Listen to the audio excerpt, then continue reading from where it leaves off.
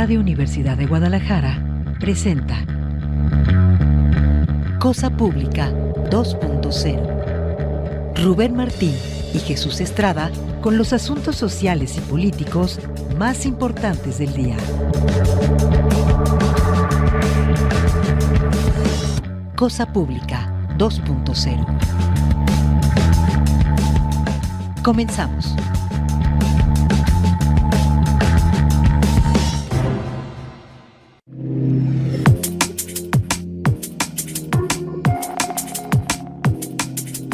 Hola, ¿qué tal? Qué gusto que continúen acá en Radio Universidad de Guadalajara. Bienvenidos a Cosa Pública 2.0, este espacio donde preparamos una selección con los temas sociales y políticos que nos parecen más importantes de la amplia agenda informativa este día y se lo compartimos con un análisis crítico de la realidad en la que estamos cerrando la semana, este viernes 17 de octubre del año 2025.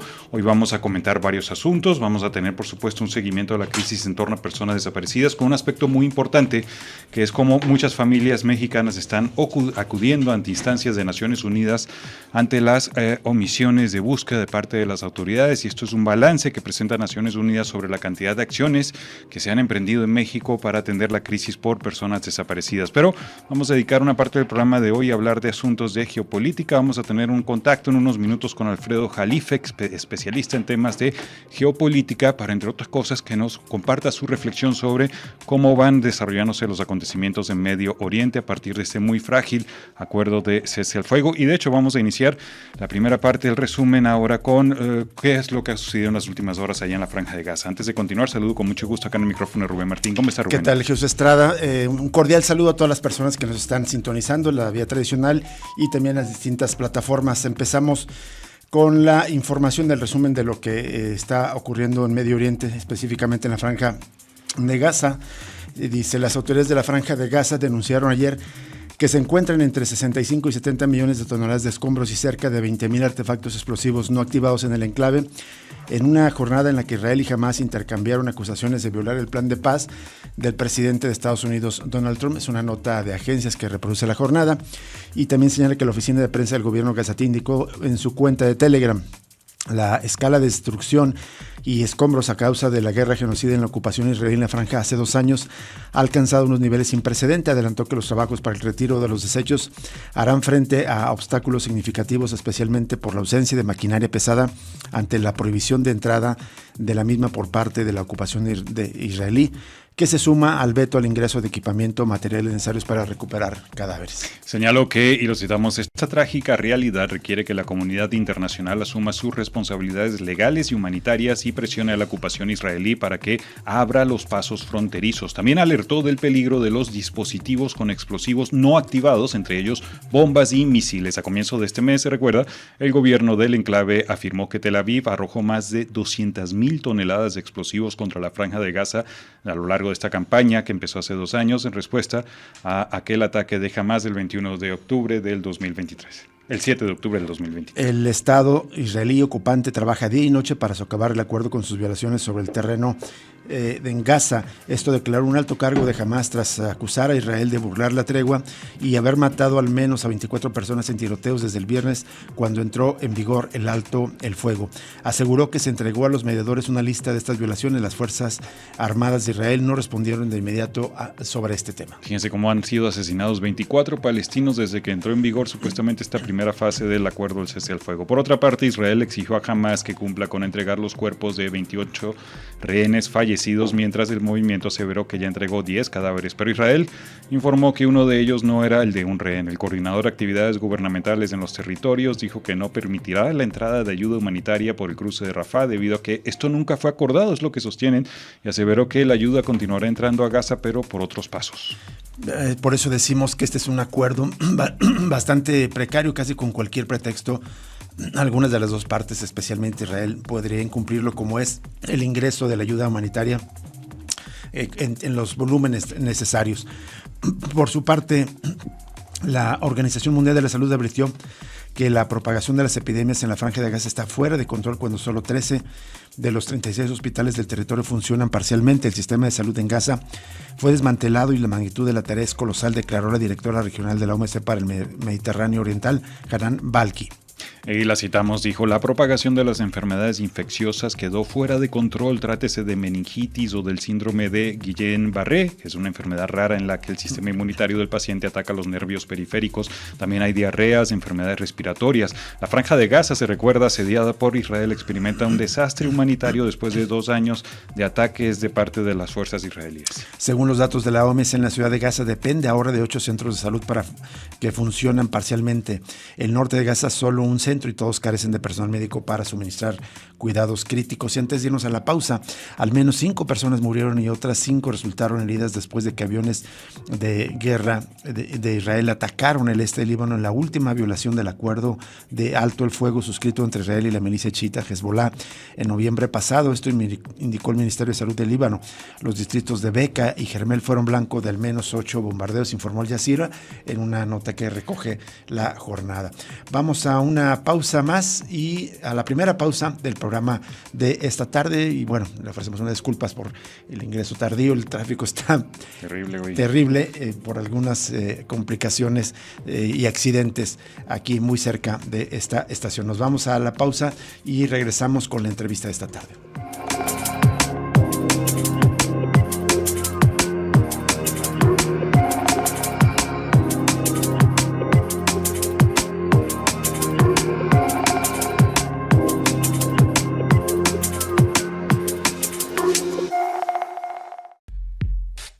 Cosa Pública 2.0.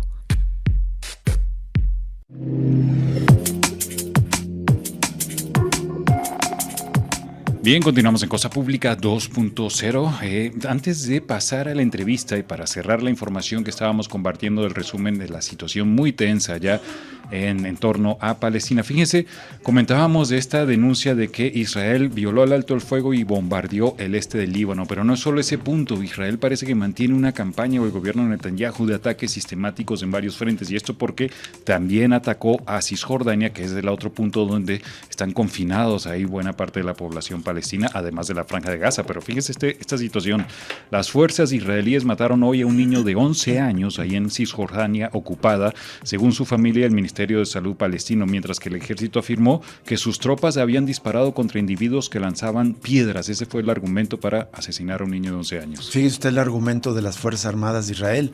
Es decir, enfrentan una resistencia pues justamente con piedras. No se comparan las armas de alto poder que tiene el ejército de Israel de las piedras que le puedan lanzar manifestantes o palestinos que están protestando en contra de la ocupación. Así que terrible también sigue en Cisjordania estos ataques del ejército de Israel. El Ministerio de Salud de la Autoridad Palestina identificó al niño como Mohamed Halak y dijo que murió en la localidad de Al-Rihilla, al sur de Hebrón. El tío del menor, que se llama también Mohamed Halak, dijo a la agencia AFP que el niño estaba sentado frente a su casa cuando una patrulla del ejército pasó durante un enfrentamiento con un grupo de jóvenes mayores. Los soldados dispararon directamente a los chicos mayores y lo mataron, explicó el tío, asegurando que el niño no formaba parte del grupo de jóvenes. El ejército israelí le declaró a la agencia AFP que, y lo citan, los soldados respondieron con disparos contra los sospechosos que lanzaban piedras. Imagínense qué absurdo. El número de menores de edad muertos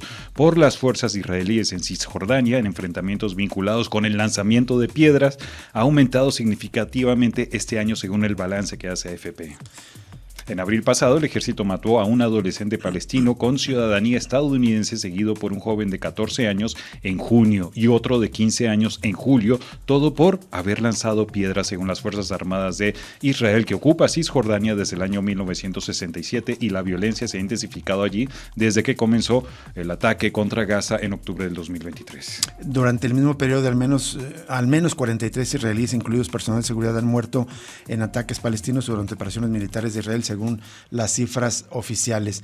Y bueno, antes de la entrevista vamos a continuar con información internacional, con asuntos globales, y esto es porque, hay también las tensiones siguen en Venezuela.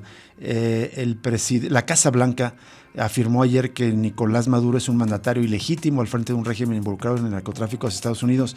Esto declaró la vocera Caroline Leavitt y advirtió que el presidente Donald Trump no lo va a tolerar más. Otra vez una muestra más de esta arrogancia imperial, decidir qué régimen le gusta, cuál no, y dónde atacar y dónde no, violando el derecho internacional y abrogándose una supuesta decisión de intervenir en cualquier nación. Horas después trascendió que hubo un nuevo ataque de las fuerzas estadounidenses contra una presunta nave de narcotraficantes en el Caribe, el sexto desde el inicio del despliegue militar de Washington en la región, con un saldo de 27 muertos. Un funcionario citado por la agencia Reuters indicó que hubo sobrevivientes. Fox News señaló que una fuente oficial indicó que fueron 3, pero no estaba claro si fueron rescatados. En este contexto, el jefe del Comando Sur estadounidense, el almirante Calvin Halsey, anunció que se retirará del cargo a fin de año tras expresar su preocupación por los ataques. Esto señaló el New York Times. Esto es muy importante, es decir, los propios mandos militares de Estados Unidos no están conformes con cómo Donald Trump está decidiendo hacer estos ataques completamente ilegales. No estoy seguro que no solo estén conformes, Rubén, sino si quizás estuviera pensando en repercusiones judiciales que pueden traer estos ataques, porque estos son ejecuciones extrajudiciales, asesinatos, son personas que sin ningún juicio fueron atacadas y asesinadas ahí en el Caribe. Se recuerda en esta nota que desde agosto Washington ha desplegado aviones de guerra y 7 buques de la Armada en el Mar Caribe destinados supuestamente a luchar contra el tráfico de drogas. Washington no informó oficialmente sobre el ataque de ayer, que fue revelado por la agencia Reuters por parte de un funcionario estadounidense bajo condición de anonimato. No se supo, se recuerda que si hubo muertos, si los atacantes brindaron ayuda a los sobrevivientes o dónde se encuentran. Trinidad y Tobago, por su parte, investiga el deceso de 2 de sus ciudadanos en el penúltimo bombardeo de Washington contra una embarcación esta semana. Uno de los asesinados era un hombre que abordó una lancha para retornar a su país desde Venezuela. Las bombas también asesinaron extrajudicialmente a humildes ciudadanos de su país, declaró la vicepresidenta venezolana Delcy Rodríguez, dirigiéndose a la primera ministra de Trinidad y Tobago, Kamla Persad-Bizarr, quien apoyó el despliegue militar estadounidense y declaró que deberían matarlos a todos. Venezuela, lo advirtió el gobierno de Estados Unidos, pretende alterar la paz del Caribe y América Latina, remarcó Delcy Rodríguez. La vicepresidenta venezolana desmintió además que haya negociado con Estados Unidos la supuesta renuncia de Nicolás Maduro, como lo reportó el diario estadounidense Miami Herald, y aseguró que ella y su hermano Jorge Rodríguez es otro alto dirigente del gobierno venezolano y del régimen chavista, pues aseguró que ambos también se quedarían en el poder. Según este diario, los hermanos argumentaban que son libres de señalamientos de narcotráfico. En tanto, el embajador de Venezuela ante la Organización de Naciones Unidas, Samuel Moncada, le pidió al Consejo de Seguridad que determine que los ataques contra lanchas frente a las costas de Venezuela son ilegales. Es una petición que hizo al Consejo de Seguridad. Lamentablemente, difícilmente va a pasar, porque hay que recordar que Estados Unidos es el que tiene el dominio del Consejo de Seguridad con sus acciones de veto a muchas de las decisiones que se plantean ahí. Se recuerda en esta nota que en los últimos días helicópteros de 160 Regimiento de Aviación de Operaciones Especiales de Estados Unidos fueron vistos volando sobre aguas del Caribe a menos de 90 millas de las costas de Caracas. Eso es según un análisis visual realizado por el diario The Washington Post, siguiendo esta crisis ahí en el Caribe.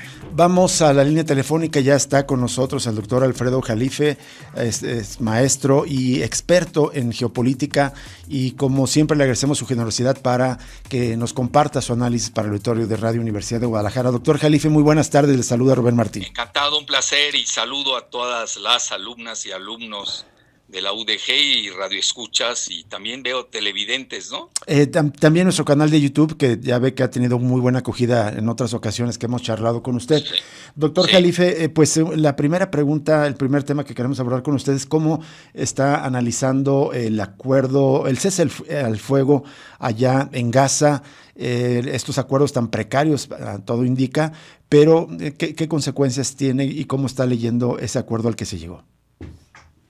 Bueno, ante todo, yo lo denominé como paticojo, ¿no? Porque el plan de paz tiene 3 fases. Realmente sí fue un éxito, como dice el mismo Trump, milagroso, en la primera fase. Sí, porque ahí también contribuyó mucho la participación tras bambalinas de Rusia, abiertamente ya Rusia está apoyando algunas políticas de Trump, tanto en Gaza como en Siria, para no meterme más ni ahondar en ese asunto. Y también China, que al inicio estuvo un poco escéptica, por medio de su portavoz Wang Yang, que forma parte del Politburo, pero maneja el núcleo de la política externa de China. Igualmente estuvo, cuando recibió a un mandatario suizo, habló que estaba a favor de de que se dé un acuerdo de paz, etcétera. Nada más que aquí hay matices, ¿no? Uh-huh. Porque tanto Rusia como China sí hablan abiertamente de dos estados, ¿no? Sobre todo la creación de un estado palestino. En la primera fase no tenía que ver con la cuestión de la creación del estado palestino, sino más bien era un cese al fuego y entre Israel y la agrupación guerrillera de Hamas, que son los que controlaban y siguen controlando, por lo que estamos viendo, la franja de Gaza, que mide alrededor de 365 kilómetros y cuya importancia radica en la costa, que tiene de 40 kilómetros, que no es mucho, pero yo siempre he comentado que Gaza se escribe con 2 letras G. Primero, la letra del genocidio, que ya es Vox Populi a nivel internacional, de Netanyahu y de Israel, en contra del pueblo palestino.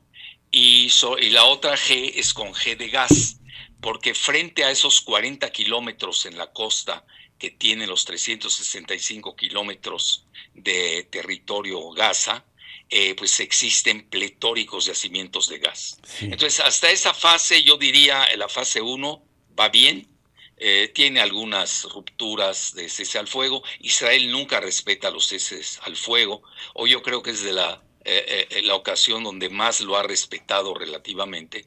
Y faltan ahora pues ya lo principal. Ahorita sigue la fase 2, donde ahí pues quién va a gobernar Gaza, todavía no queda claro. En el proyecto pues está Tony Blair, en gobernación no se sabe con quién, pero pues Tony Blair es el carnicero de la guerra de Irak. Sí. Estamos hablando de 1 millón de muertos. Entonces, pues ahí van a empezar los serios problemas, ¿no? Y por ejemplo, Mearsheimer, él no comenta, que es un profesor prestigiado de la Universidad de Chicago, comenta que sí va al fracaso el plan de paz. No así el cese al fuego. Estamos hablando de 2 cosas diferentes. Estamos hablando de la primera fase, pero a mi juicio lo que está dando a entender Mearsheimer es de que la fase 2 y la 3 pues sí van al fracaso. Al fracaso. Pero sobre todo esta primera parte, digamos, exitosa, porque por lo menos se detuvo la destrucción masiva, los bombardeos masivos que estaba sufriendo la población civil de Gaza por parte de las Fuerzas Armadas de Israel. Sí, totalmente. Yo creo que en eso estamos todos de acuerdo, ¿no? Así es. ¿Qué es lo que seguiría? ¿Dónde están, digamos, los puntos en los que dice Paticojo? ¿De dónde está cogiendo este acuerdo de paz? Bueno, ya nos adelantaba fase 2 y 3, gobernanza, desarme de Hamas probablemente. Y bueno, ya Netanyahu ha dicho reiteradamente que no aceptará un Estado palestino. Sí, ahí está el primer escollo. El segundo es quién va a representar a Palestina. Porque si nosotros nos damos cuenta, hoy Hamas sigue gobernando Gaza, sí, donde no tiene entrada, y además ellos traen un pleito interno, es decir, no es homogénea la postura palestina. La Autoridad Nacional Palestina que maneja Mahmoud Abbas, que creo tiene 85 años de edad, es el sucesor de Yasser Arafat, de la antigua OLP. Entonces ellos gobiernan pues una parte, pues realmente ahí ya hay muchos colonos. Estamos en el siglo XXI y seguimos hablando de colonos israelíes talmúdicos, ¿no? Que son los extremistas que manejan el ministro de Seguridad Itamar Ben-Gvir, y Smotrich, que es el ministro de Finanzas, que realmente tienen en hambruna al pueblo palestino, que ahí está gobernado por la Autoridad Nacional Palestina, que no tiene nada que ver con Hamas. Uh-huh. Entonces esta Autoridad Nacional Palestina gobierna desde Ramala, pero en realidad más o menos tiene unos 3 millones de habitantes. Sí, pero en eso hay que contar que ya les impusieron a 700,000 colonos israelíes y paulatinamente se está desapareciendo lo que es Cisjordania. Alguien dirá que por lo menos Trump verbalmente dijo no aceptar, al menos se lo dijo a los mandatarios árabes y musulmanes, que luego se encontraron en la cumbre esta de Sharm el Sheikh, allá, que es un resort allá en el Mar Rojo de Egipto, etcétera. Entonces, de que sí va a seguir la cuestión de Cisjordania, conocida en inglés como West Bank, y entonces aquí le están dando mucho poder a la Autoridad Nacional Palestina. Ahora viene el problema, incluso acudió en la cumbre de Sharm el Sheikh, que estaban entre 20 o 30 mandatarios, ni ellos mismos se pusieron de acuerdo en el número de cuántos fueron. Quieren también darle un juego a la Autoridad Nacional Palestina en Gaza. También yo veo otro escollo que ya no vendría solamente de Israel, sino también del propio Hamás. Uh-huh. Así es. Entonces son muchas cosas, ¿no? Y yo creo que la peor de todas es aceptar la cogobernación de Tony Blair, que parece ser también ya se está cayendo. El mismo Trump lo ha aceptado, que no es muy popular ni en el mundo árabe ni en el mundo musulmán, y ya no se diga con los palestinos. No, por supuesto. Entonces, ¿cuál presencia palestina? Así nada más es un pueblo colonizado de facto, ¿no? Doctor, quisiera volver sobre esta, digamos, ¿cómo llamarlo?, etapa de la colonización de Israel sobre el pueblo palestino, especialmente en Gaza. ¿Qué es lo que significaron estos 2 últimos años en términos, digamos, de ese intento de Israel, de sentirse como el pueblo elegido de Dios y que quiere recuperar el control de todos esos territorios? Se trata de la incursión más violenta de Israel contra el pueblo palestino en toda la historia. Se trata en términos históricos también de un holocausto comparable con el que padeció el pueblo judío durante la Segunda Guerra Mundial. Bueno, en relación a los 2 años, si uno lo ve crudamente en forma de territorios, de adquisición de nuevas tierras, pues se ha expandido enormemente Israel. Es decir, el proyecto del Gran Israel que existe, y es un proyecto talmúdico, es decir, proviene de uno de sus textos religiosos, que es el Talmud. El Gran Israel, incluso las 2 franjas de la bandera de Israel en azul, uno es del río Nilo al río Éufrates. Entonces, ¿qué es lo que vimos en estos 2 años, ya en términos de datos duros, territoriales? Bueno, primero de que incluso lo dijo frente a Trump el mismo Netanyahu, que nunca había habido un presidente en la Casa Blanca que haya sido más amigo de Israel. Eso es muy fuerte lo que comentó. Entonces, ¿qué estamos viendo? Que el mismo Estados Unidos ya reconoce a Jerusalén como capital de Israel, cosa que ni la ONU ni prácticamente pocos países en el mundo lo hacen. La mayor parte de los países del mundo no aceptan que Jerusalén sea la capital de Israel, porque hay otras 2 religiones importantes ahí, que son los musulmanes en la parte oriental de Jerusalén, y están los cristianos que cada día, lo digo con responsabilidad, los talmúdicos de Israel pues los están maltratando, y véanse, son los grandes perdedores de la región, porque han perdido en Irak, han perdido en Siria, en los palestinos cristianos, que los hay, también son grandes perdedores, y nada más quedarían, pues yo diría, ya ni son mayoría los cristianos del Líbano. Entonces, en términos territorial, ya tienen el reconocimiento de Estados Unidos en Jerusalén como capital de este gran Israel.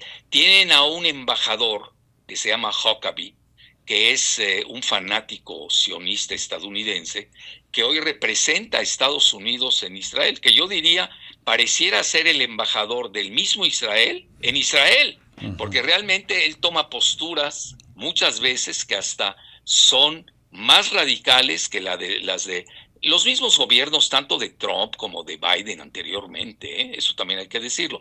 Y ahora yo agregaría algo más, están las alturas del Golán, que ya fueron anexionadas por Israel, que es la parte sur de Siria, que está muy cercana a la capital de Damasco, y donde ya tiene un acuerdo con esta secta islámica que se llaman los drusos, se escribe D-R-U-S-O-S. Entonces, pues van viento en popa, siguen dominando Gaza, lo que es Cisjordania y de lo que no se habla, que tiene un mayor territorio que creo que de 7 veces mayor que Gaza, pues ya tiene ahí una implantación de colonos israelíes. Entonces, si lo vemos desde el punto de vista territorial, en estos 2 años, pues se ha expandido Israel hacia su proyecto el Gran Israel. Pero si nos vamos a 1948 y a 1947, cuando se da la Nakba, yo creo que la Nakba ahorita lo están expurgando, la Nakba de 1947 y 48, que es la expulsión en ese momento de 700,000 palestinos de la antigua Palestina, pues yo creo que fue también muy comparable a lo que está viviendo el genocidio. Lo que pasa es que antes no se sabía y hoy el mundo está frustrado, molesto por esta situación, porque pues hoy están las redes sociales, hay mayor comunicación en el mundo, y yo creo que Netanyahu escogió el peor momento para librar su proyecto del Gran Israel, porque hoy si algún país se ha vuelto paria a nivel global, es Israel. Sí. Y por eso están hoy comprando el TikTok, están comprando muchos medios en Estados Unidos para revertir la narrativa que tienen en su contra, aún en Estados Unidos. Eso es muy importante. Sí. Entonces, así como ha tenido éxito territorial, ha tenido la peor calamidad en materia de opinión pública. Así es. Doctor, le paso a mi compañero José Estrada para otras preguntas. Muy bien, encantado. ¿Qué tal, doctor? Mucho gusto saludarle. Un placer. Igual. Una pregunta, doctor. Bueno, algunas. Una es, ya en términos regionales, ¿cómo queda la correlación de fuerzas considerando, digamos, a Hamás como parte del eje aliado de Irán y de otros grupos en la región, o en Yemen también, los hutíes? Pues después de estos 2 años de guerra, ¿cómo queda la correlación de fuerzas tanto, digamos, a nivel de este eje que fue golpeado, sobre todo pues después de los ataques de Estados Unidos allá hace unos meses contra las instalaciones nucleares, supuestamente nucleares de Irán, y también del propio Israel, que ha tenido un desgaste de sus Fuerzas Armadas en estos 2 años? Bueno, es que depende cómo se vea, ¿no? Yo por eso empecé con la primera pregunta que me hizo Rubén, que el apoyo de Rusia al plan de paz de Trump, que por cierto llevó a que ya Trump hoy pues ya no enviara sus famosos misiles letales Tomahawk y literalmente volviera a humillar a Zelensky, ¿no? Y por eso se va a dar la cumbre en Budapest en unas 2 semanas. Entonces, yo creo que esa pesa mucho, ¿no? Porque aquí tenemos que tener la jerarquía de la geoestrategia. Entonces, yo creo que el apoyo de Estados Unidos, la aceptación tácita, así como lo dijo el mismo Lavrov, que era lo mejor que se podía obtener en esas circunstancias, por esa misma razón, porque Israel controla el Ejecutivo y el Congreso de Estados Unidos. Lo único que les falta control es la Suprema Corte y el Ejército. Pero en el Congreso, por medio de esta agrupación que se llama AIPAC, pues ellos lubrican pecuniariamente a los legisladores. Tan es así que hoy ya empiezan a haber arrepentimientos de algunos legisladores que dicen: yo devuelvo el dinero que había recibido de AIPAC. Entonces, ¿qué estoy diciendo con esto? Es muy difícil a nivel geoestratégico, pues sigue en pie, aunque hoy Palestina tenga el apoyo de las 3/4 partes de los miembros de la Asamblea General de la ONU, mientras se mantenga el veto en el Consejo de Seguridad de Estados Unidos, pues no hay nada que hacer. Es decir, sigue ganando Israel, hay que reconocerlo. Es muy duro lo que estoy diciendo, pero es la triste realidad. Entonces, ese es un dato. El segundo, a nivel regional sí se han movido las cosas, sin duda alguna. Ya podemos hablar de incluso nuevos ejes relativamente, pero con esta dualidad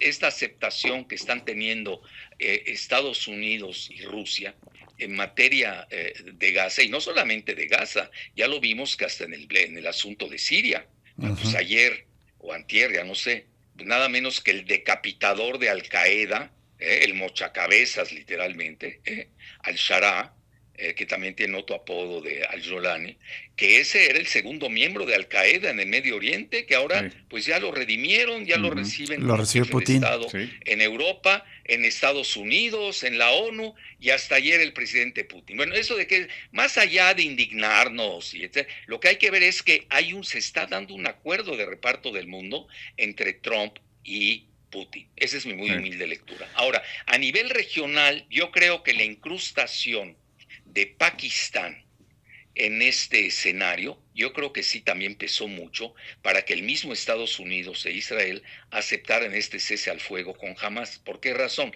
Aunque Hamas nunca perteneció al eje de Pakistán, eso hay que decirlo claramente, aquí ya entraríamos a la política interna del mundo árabe e islámico. Realmente, y a mí me consta, porque yo fui a una reunión en Estambul, pues donde era muy claro a quién apoyaban Qatar y Turquía, ¿no? Que era precisamente al grupo de Hamas.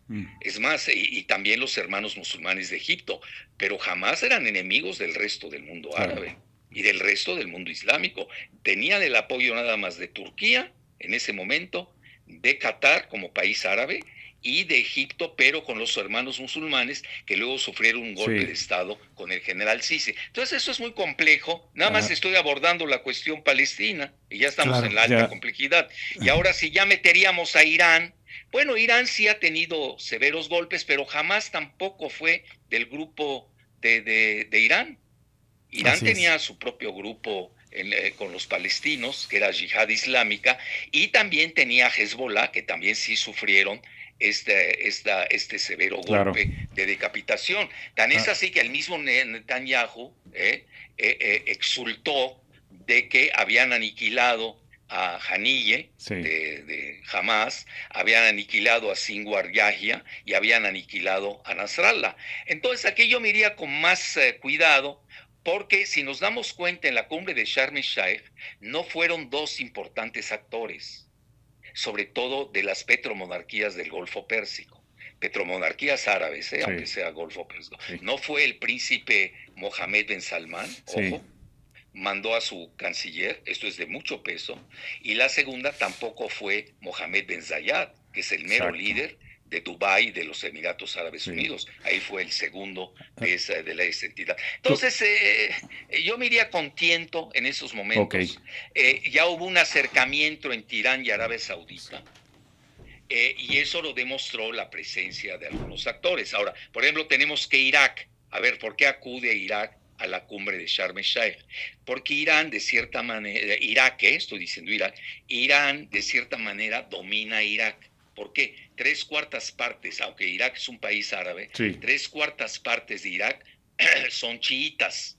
E Irán, que no son árabes, son persas, también son chiitas. Entonces ya entramos a una hipercomplejidad no lineal del mundo de árabe, mecánica cuántica, que cualquiera que no conozca bien el Medio Oriente pues queda atrapado y no entiende de todos estos juegos. Bueno, esos juegos van a aparecer, y por eso lo estoy diciendo, y estoy dando la dimensión de cualquier movimiento de las arenas del desierto, que uno se duerme cuando están las arenas del desierto en un lugar y cuando se despierta ya están en otro lugar, se pueden dar en esta segunda. En esta coyuntura. Muchas gracias. Doctor Jalife, pues le agradecemos enormemente, como siempre, su disposición para colaborar con nosotros. Gracias. Estamos en contacto. Gracias, el doctor Jalife.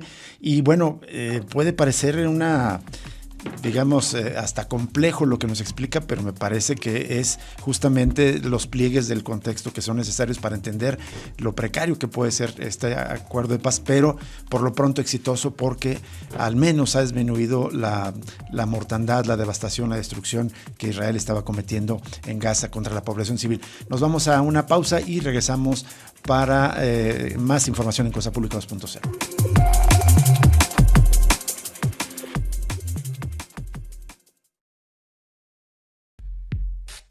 Cosa Pública 2.0.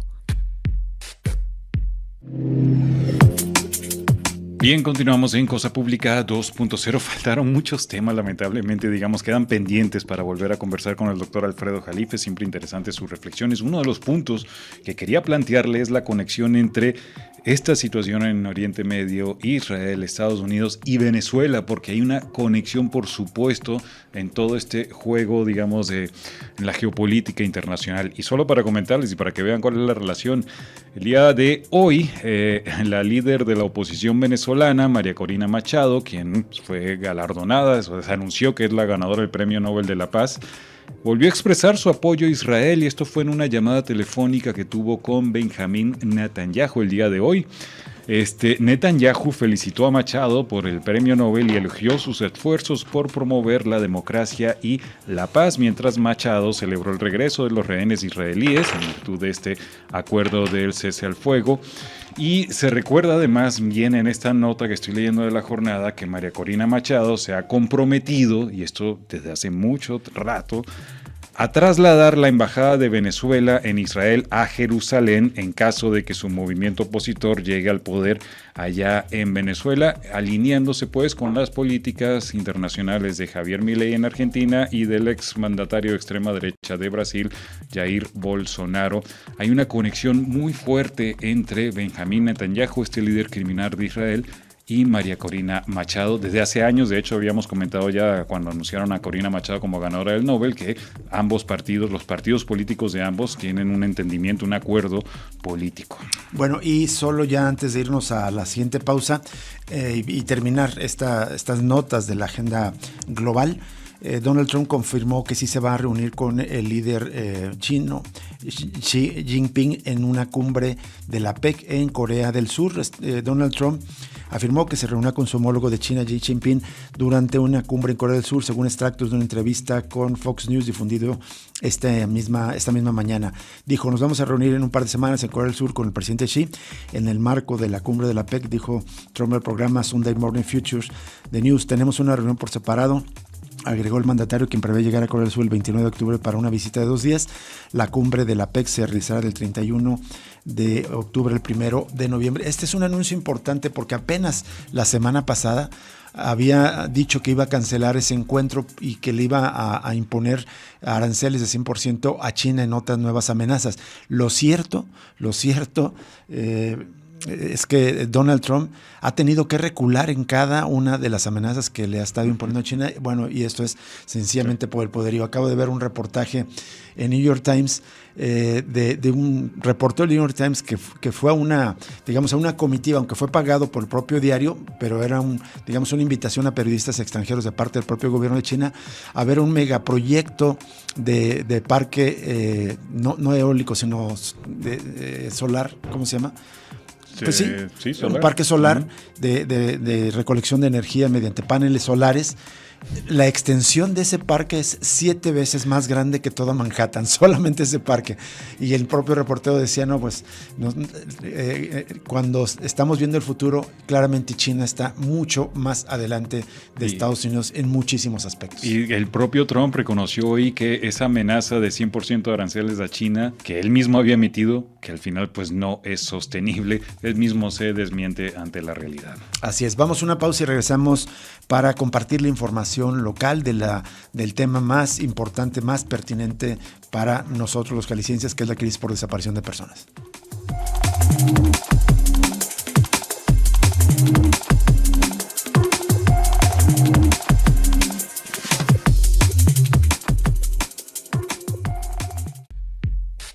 Cosa Pública 2.0.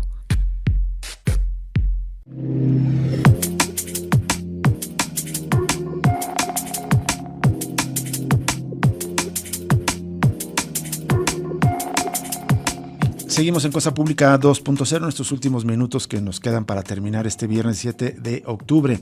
Es información sobre la crisis por desaparición de personas. Los colegas del diario NTR están dando seguimiento a información del Comité contra las Desapariciones Forzadas. Debido a que no hay acciones inmediatas de búsqueda o hay retrasos en la implementación de diversas acciones En casos de desaparición de personas, las familias se ven obligadas a acudir ante la Organización de las Naciones Unidas para que el ente internacional emita medidas hacia el Estado mexicano.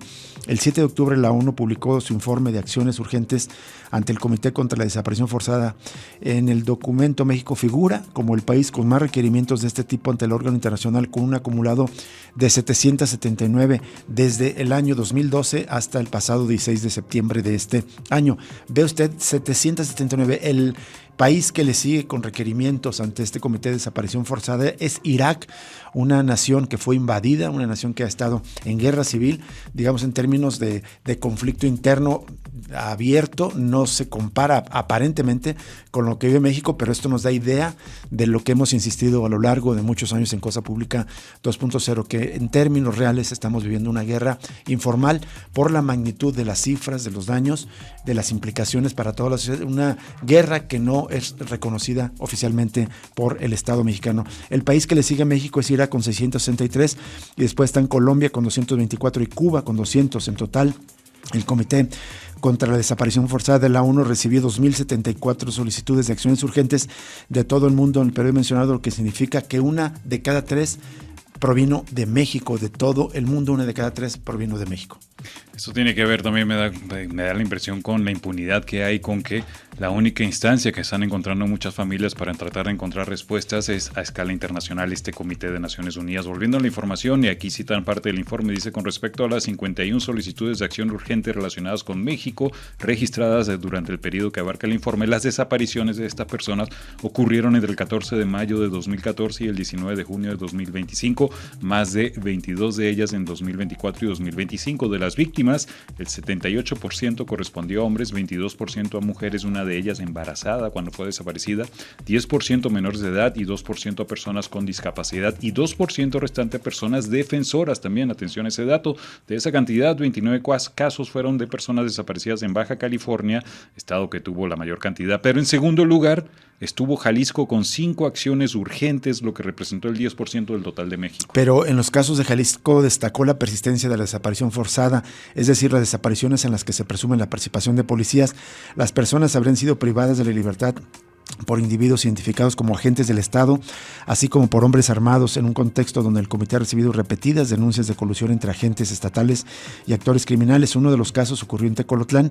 El comité fue informado de que se emitieron órdenes de aprehensión contra 7 policías municipales en relación con la desaparición, pero dichas órdenes no se han ejecutado hasta la fecha. Y en más, hay otra larga nota que aborda el mismo tema de parte de la revista Proceso, donde en términos generales reitera estos datos más amplios que de las 2.074 solicitudes de intervención de parte de este Comité contra la Desaparición Forzada, el 37.5%, es decir, más de una tercera parte provienen de México. Y vamos finalmente a compartirle también que fue localizado sin vida un hombre que estaba desaparecido. Esto fue informado por oficiales de la Comisaría de Seguridad Pública del municipio de Gómez Farías, municipio que está al sur, muy pegado a Ciudad Guzmán, y ahí confirmaron el martes el hallazgo del cuerpo de un hombre reportado como desaparecido en las inmediaciones de la comunidad del Rodeo. De acuerdo con los primeros reportes familiares del ahora fallecido, había iniciado su búsqueda desde el 6 de octubre, luego de perder contacto con él cuando se desplazaba a bordo de una motocicleta rumbo a su lugar de trabajo. Y con esto nos vamos a despedirnos, a invitarlo también a que se quede en Cosa Pública, en Radio Universidad de Guadalajara, sigue en Voz de la Luna, y luego la programación habitual. Le deseamos buen fin de semana y lo invitamos a que el próximo lunes nos acompañe en otro análisis crítico de la realidad aquí en Cosa Pública 2.0. Muchas gracias.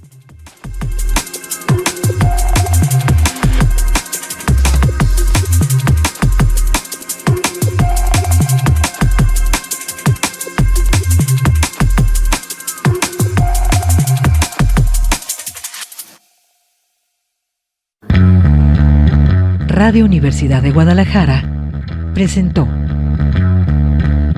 Cosa Pública 2.0. Rubén Martín y Jesús Estrada con el análisis crítico de la actualidad.